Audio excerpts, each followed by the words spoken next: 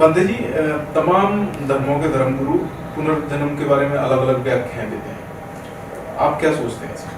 देखिए, अगर हम धर्म की बात करते हैं तो उनकी व्याख्याएं तो अलग होंगी ही होंगी, क्योंकि दूसरे धर्म के लोग आत्मा को मानते हैं, परमात्मा को मानते हैं। जब आत्मा और परमात्मा है तो दोनों अजर अमर मानते हैं, ना तो आत्मा मरती ना परमात्मा मरती है। तो आत्मा को रहने के लिए उसे शरीर चाहिए। उनकी अवधारणा है कि पुराना शरीर मर जाता है तो आत्मा बाहर निकल जाती है, फिर नए शरीर में आ जाती है। ये उनकी अवधारणा है, पुनर्जन्म उनकी अवधारणा है। लेकिन जहां तक बौद्ध धर्म का प्रश्न है, बुद्ध भी पुनर्जन्म को स्वीकार करते हैं, लेकिन अंतर बहुत बड़ा है। इस बात को समझना बहुत जरूरी है। मैं सभी दर्शकों से चाहूंगा कि इस बात को ध्यान से समझें। बौद्ध धर्म में कौन सा पुनर्जन्म है? जैसे एक व्यक्ति मरा, वही दूसरा जन्म नहीं लेगा, या यूं कहे कि उसकी आत्मा निकल करके नया जीवन धारण करके, ऐसा नहीं है। इसको समझने के लिए हमें दो बातों को अलग अलग समझना है। किसका पुनर्जन्म, तत्वों का या व्यक्ति का?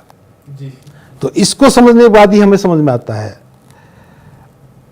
बुद्ध के अनुसार हमारा शरीर जो है 4 भौतिक तत्वों से बना है, जिसमें पृथ्वी है, जल है, वायु है और अग्नि है।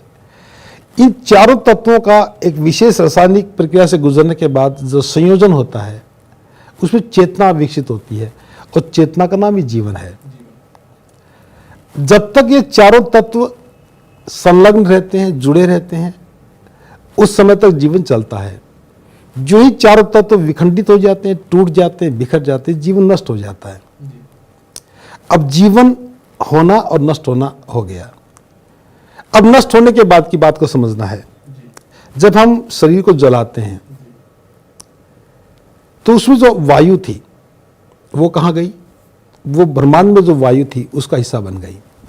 उसमें जो जल था वो वाष्प बन करके जल का हिस्सा बन गया। उसमें जो अग्नि थी वो भी ब्रह्मांड की उष्मा का हिस्सा बन गई। उसमें जो पृथ्वी धातु थी वो पृथ्वी में आ गई। चारों तत्व अपनी अपनी जगह चले गए। चारों तत्व अपनी अपनी अवस्थाओं में है। जल जल में है, वायु वायु में है, अग्नि अग्नि में है। अगला जो जीवन बनेगा उसको 4 ही तत्व चाहिए। अग्नि चाहिए, पृथ्वी चाहिए, वायु चाहिए, जल चाहिए। ये चारों तत्व इसी ब्रह्मांड में से आने हैं। एक संयोजन होना है, एक नया जीवन बनना है। तो तत्वों का पुनर्जन्म हुआ है, लेकिन यह कभी भी संभव नहीं है कि जो व्यक्ति मरा है उसी के ही चारों तत्व मिलकर के नया जीवन बनाए। तो बौद्ध धर्म में जो पुनर्जन्म की अवधारणा है, ये विशुद्ध रूप से यही है कि तत्वों का पुनर्जन्म होता है। क्योंकि पदार्थ तो चाहिए जीवन बनने के लिए, पदार्थ ही पदार्थ के रूप में कन्वर्ट होता है, लेकिन जो मर गया वो व्यक्ति दोबारा से जन्म लेगा, ऐसा कोई सिद्धांत बौद्ध धर्म में नहीं है। इसलिए बौद्ध धर्म का पुनर्जन्म विशुद्ध रूप से अलग है दूसरे धर्मों से। तथागत मानते थे? नहीं, तत्वों का ही तो जन्म होना है। तथागत की बात तो मैं बता रहा हूं, मेरी बात नहीं बता रहा हूं। हाँ, तथागत ने जो कहा वही मैंने बताया है। मेरी अपनी कोई बात नहीं है, मेरी अपनी कोई सोच थ्योरी नहीं है। आत्मा से क्या संबंध है? देखिए, आत्मा क्या है? क्या आज तक किसी ने आत्मा को देखा है, अनुभव किया है?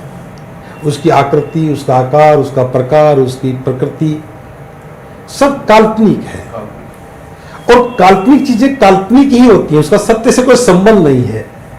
जब देखा ना गया हो, अनुभव ना किया गया हो, प्रयोग ना किया गया हो, उस पर विश्वास करना ही अंधविश्वास है। तो आत्मा का जहां तक प्रश्न है, बौद्ध धर्म में आत्मा नाम की कोई चीज नहीं है। और आत्मा नहीं है तो परमात्मा भी नहीं है, क्योंकि आत्मा परमात्मा का ही अंश है। तो आत्मा परमात्मा से मुक्ति ही है बौद्ध धर्म में। इस पर कोई चर्चा भी नहीं की जाती और करनी भी नहीं चाहिए, क्योंकि दोनों प्रश्न ही निरर्थक हैं। हम कितनी भी चर्चा कर सकते हैं, लेकिन इसका हम परिणाम तक नहीं पहुंच सकते। तो आत्मा का बौद्ध धर्म में कोई स्थान नहीं है।